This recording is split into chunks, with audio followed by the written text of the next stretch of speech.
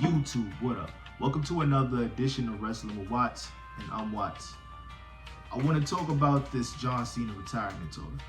Now, I've already went on record to say that this was poorly booked, and to me, it's just a spit in the face to John Cena and everything that he has contributed to the WWE and where it's at today, the Make-A-Wish stuff, everything.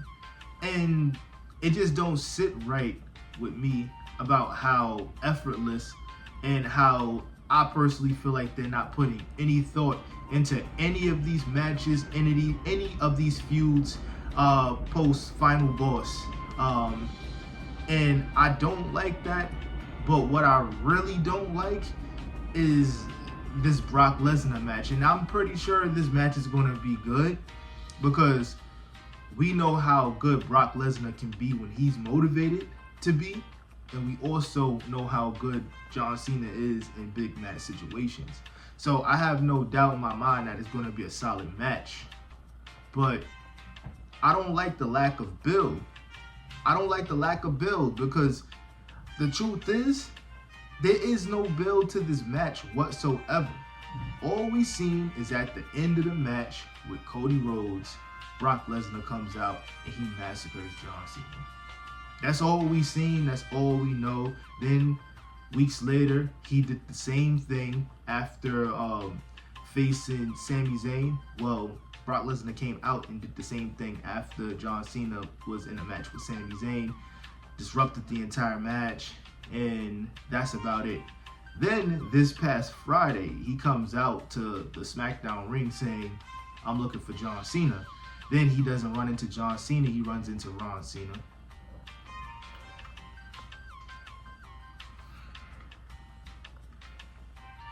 Runs into Ron Killings, so I thought it would be Ron Killings. Nah, it was R-Truth.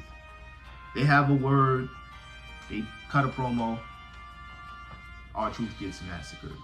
Which kind of spits in the face of everything that happened over the last 2 months.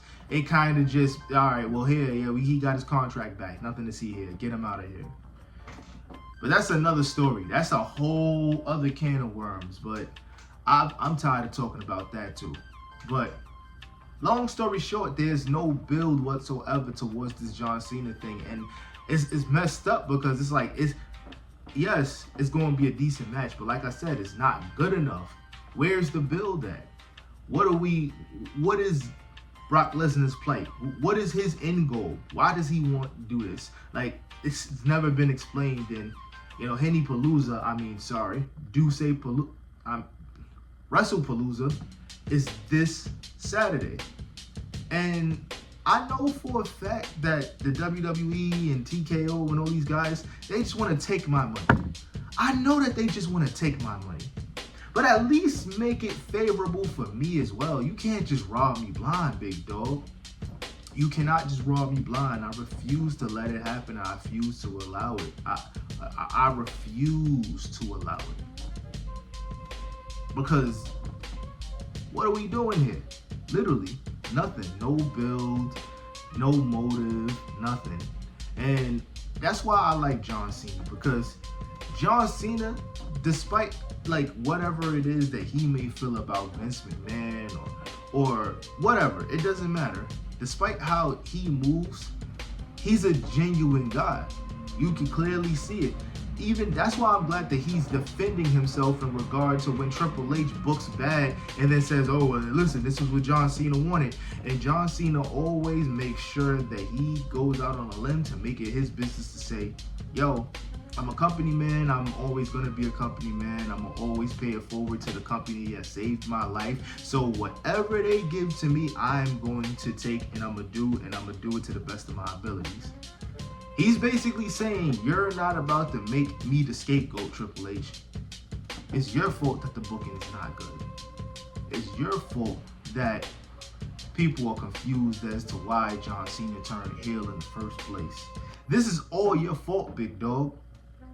And I'm glad that John Cena's not hiding it, because all they're trying to do is dig in our pockets. The first PLE pay-per-view of this new ESPN era, $30, they want to go out with a bang. They want to make all of their money back. That's what they want to do. That's why they pulling out all of the stops. They got AJ Lee back, CM Punk and AJ Lee. Then we got Brock Lesnar versus John Cena. And then, not too long ago, before all of this, they announced the Saudi Arabia deal for WrestleMania 43. This is not a coincidence. Like, none of this is a coincidence. If you want to dig in my pockets, WWE, at least make this favorable for me. Don't try to play on my intelligence, please. You've done enough of that. We've been through enough of that in the Vince McMahon era.